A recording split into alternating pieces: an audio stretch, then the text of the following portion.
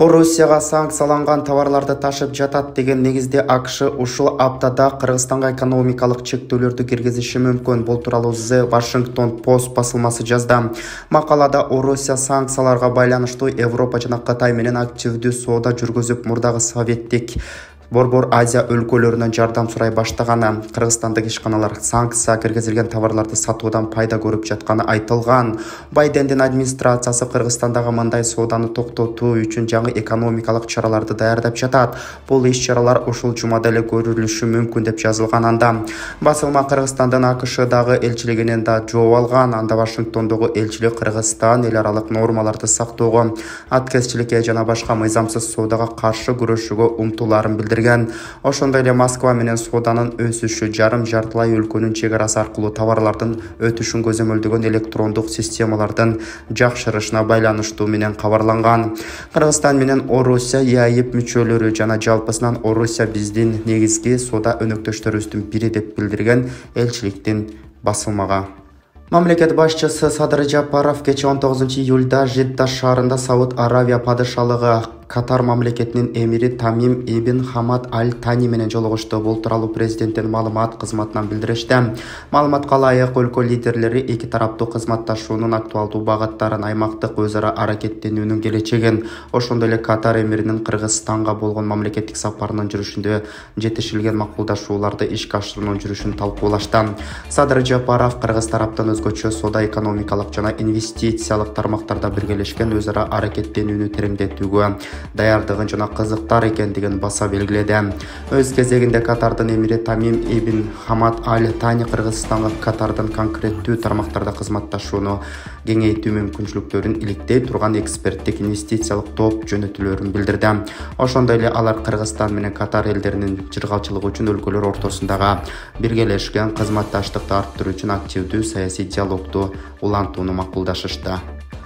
Агордо 3 жаңы конушундагы үрөй учурган жол кырсыгы боюнча кылмыш иши козголуп, оор жүк ташуучу унаанын айдоочусу кармалды. Бул тууралуу Чүй облустук ички иштер башкармалыгынан билдиришти. Билдирүүгө ылайык, жол кырсыгы боюнча кылмыш жаза кодексинин 312-беренеси менен кылмыш иши козголгон.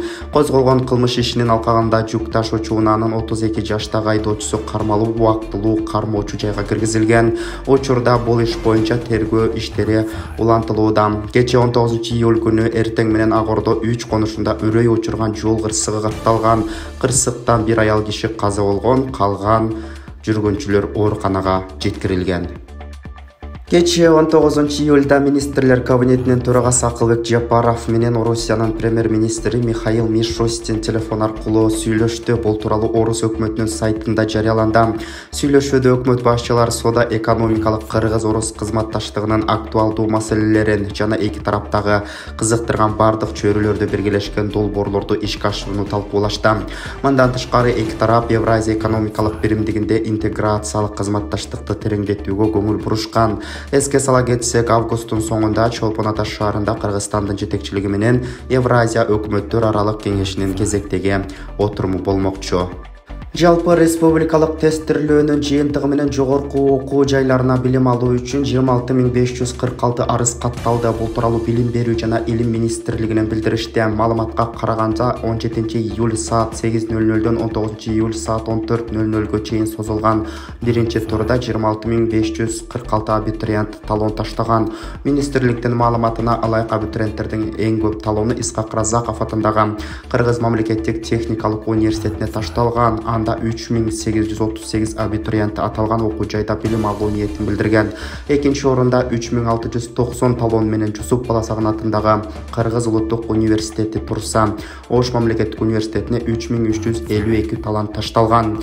Эскерте кетсек, 2023-2024 окуу жылына карата жогорку окуу жайларына тандоо абитуриент онлайн автоматташтырылган маалыматтык системасы аркылуу 4 тур менен жүргүзүлмөкчү. Урматтуу мекендештер, Эгер сиз чек арага ишеничтүү барууну жегерде чыкты жазап таза документ менен жүрүүнү кааласаңыз, анда ишеничтүү айдоочу Мухиддин кызматта. Ортомчусу стаканца чек арага өз алып кирип алып чыгат. Заманбап комфорт машинада жылуу жумшак барып келесиз. Ак кеме же Москвардан келдим десеңиз, бекер кара тизмеден текшерип документке жардам берет. 24 саат WhatsApp жана байланыш +8 926 213 0060 +8 965 402 93 Мухиддин.